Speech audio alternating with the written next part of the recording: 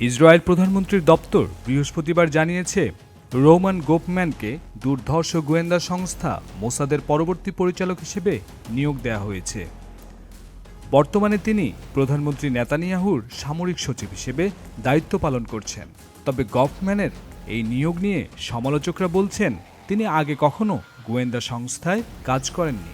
অন্যদিকে সমর্থকরা বলেন, ফ্রন্টলাইনে তার যুদ্ধের অভিজ্ঞতা এবং সংকটকালীন কুশলী নেতৃত্বই তার অন্যতম যোগ্যতা।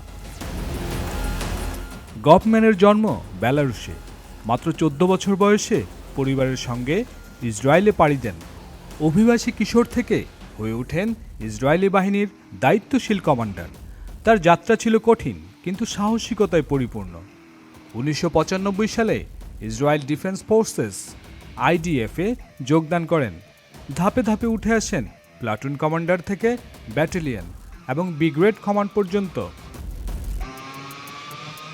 2023 সালের 7 অক্টোবর হামাসের হামলার সময় গফম্যান বাড়িতেই ছিলেন। দায়িত্বে না থাকলেও ছুটে যান সীমান্তের দিকে। একাই সশস্ত্র হামলাকারীদের নির্মূল করেন এবং গুরুতর আহত হন। এই ঘটনা তাকে যুদ্ধের সাহসী এবং দৃঢ় মানসিকতার প্রতীক হিসেবে প্রতিষ্ঠিত করে। তাকে যুদ্ধকালীন বীর হিসেবেও পরিচিতি করে তোলে। গফম্যান গাজা যুদ্ধে আহত হওয়া সবচেয়ে জ্যেষ্ঠ IDF কর্মকর্তা হিসেবেও পরিচিত। মে 2024 থেকে তিনি প্রধানমন্ত্রী নেতানিয়াহুর সামরিক সচিব হিসেবে দায়িত্ব পালন করছেন। এই সময়ে তিনি গাজা উপত্যকার জন্য মানবিক খাদ্য বিতরণ ব্যবস্থারও দায়িত্বে ছিলেন। প্রধানমন্ত্রীর দপ্তর জানিয়েছে, গফম্যান তাদের পূর্ণ আস্থা অর্জন করেছেন।